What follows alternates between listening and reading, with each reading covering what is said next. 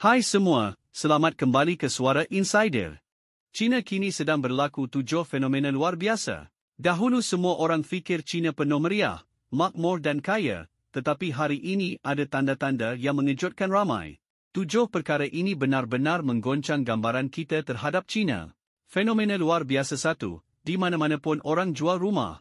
Fenomena pertama ialah seluruh Beijing kini sedang menjual rumah, harga pula jatuh kembali ke tahap 10 tahun lalu. Buka sahaja platform video pendek China, terus keluar video bertajuk Beijing jual rumah. Semalaman sahaja, seluruh Beijing jual rumah. Pasaran hartanah Beijing sudah runtuh. 99 daripada 100 orang letak iklan jual rumah. Sekarang tiada orang tanya kamu sudah beli rumah ke belum. Tetapi tanya kamu sudah jual rumah atau tidak. Berapa harga terjual? Harga diturunkan berkali-kali pun tetap susah terjual. Stok makin banyak.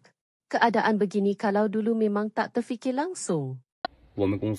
Ramalan terbaru syarikat kami, tahun ini transaksi rumah terpakai di Beijing akan melepasi 180,000 unit.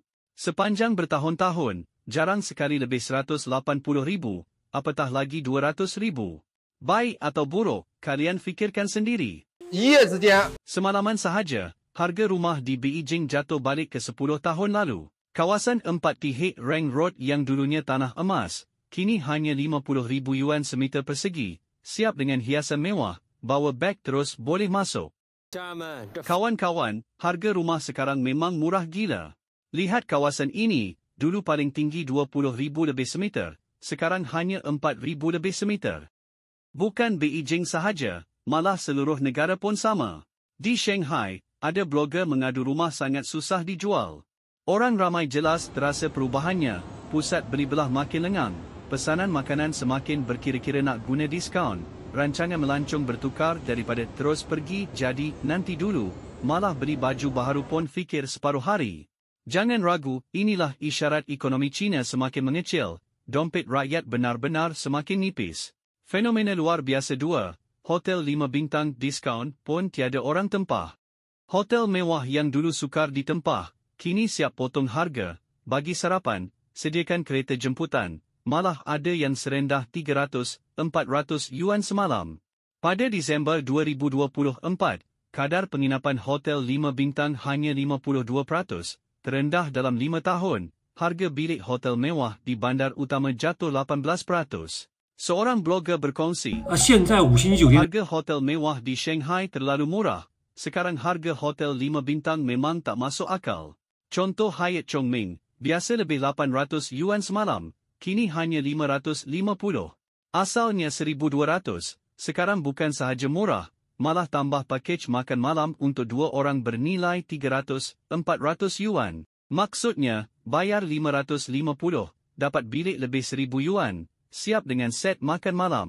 Dulu, hotel mewah disokong oleh jamuan korporat, pelancongan kumpulan dan lawatan kerja syarikat.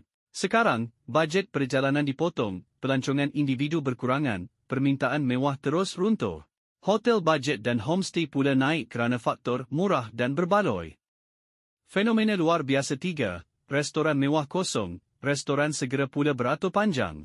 Dalam keperluan asas, orang Cina masih berbelanja, tetapi lebih berhati-hati. Contohnya, dalam industri makanan, selepas pandemik banyak kedai baru buka menyebabkan persaingan sengit. Tahun 2024 sahaja, 4.09 juta restoran di China tutup. Restoran mewah paling terjejas, Shanghai restoran purata 1,000 yuan seorang berkurang 40% sejak tahun 2022, Beijing turun 47%, Shenzhen pula turun 57% jadi keseluruhan negara susut separuh.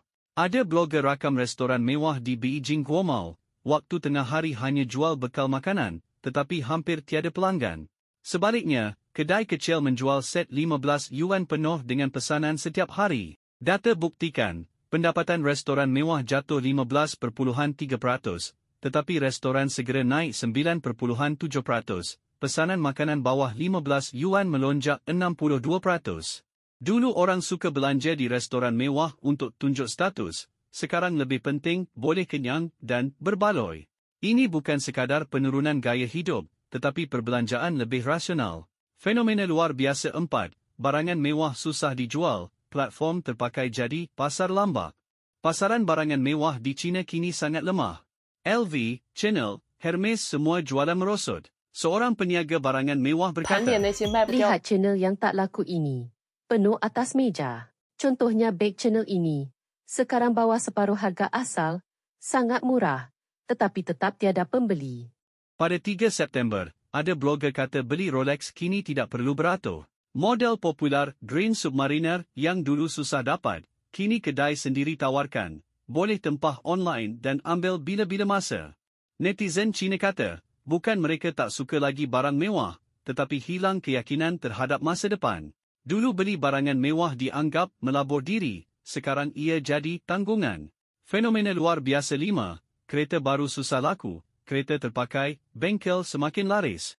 Menurut data CPCA pada 8 September 2025, jualan kereta tenaga baharu, EV, hanya naik 7.5% berbanding tahun lalu, kadar paling rendah dalam 18 bulan.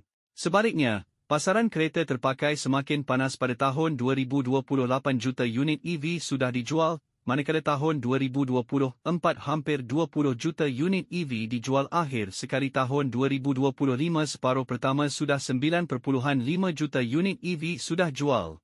Industri bengkel kereta juga melonjak. Pesanan baik pulih EV meningkat lebih 2 kali ganda. Sikap pengguna berubah. Dulu 3 tahun tukar kereta. Sekarang 3 tahun servis kereta. Fenomena luar biasa 6. Tak lagi habiskan duit untuk piano lukisan. Semua belajar coding, ambil sijil. Dulu ibu bapa Cina suka hantar anak belajar piano, lukisan. Sekarang perbelanjaan pendidikan beralih ke kemahiran praktikal, programming, kewangan, bahasa asing. Seorang guru piano dengan 20 tahun pengalaman berkata murid semakin hilang, pendapatan jatuh, akhirnya terpaksa berniaga kecil-kecilan. Industri piano di China merudum 90%, kilang piano rugi. Jualan tahunan jatuh dari 400,000 ke 150,000 unit, pusat latihan banyak tutup dan pendaftaran ujian piano di Beijing jatuh 43%. Walaupun piano terpakai dijual 10% daripada harga asal, tetap tiada ada pembeli. Fenomena luar biasa 7, wang masuk bank, pinjaman tiada siapa berani ambil. Menurut laporan Bank Rakyat China 2025, simpanan penduduk mencecah 162 trilion yuan. Rekod tertinggi, tetapi pinjaman hanya naik 1.17 trilion yuan. Rakyat berhutang jalan terus, tetapi wang pergi ke mana? Hutang tidak hilang, ekonomi kononnya berkembang, tetapi kita rasa semakin miskin. Gaji tidak naik, harga tidak turun, pasaran hartanah sejuk. Wang simpanan melebihi 150 trilion, tetapi pasaran seakan tiada aliran wang.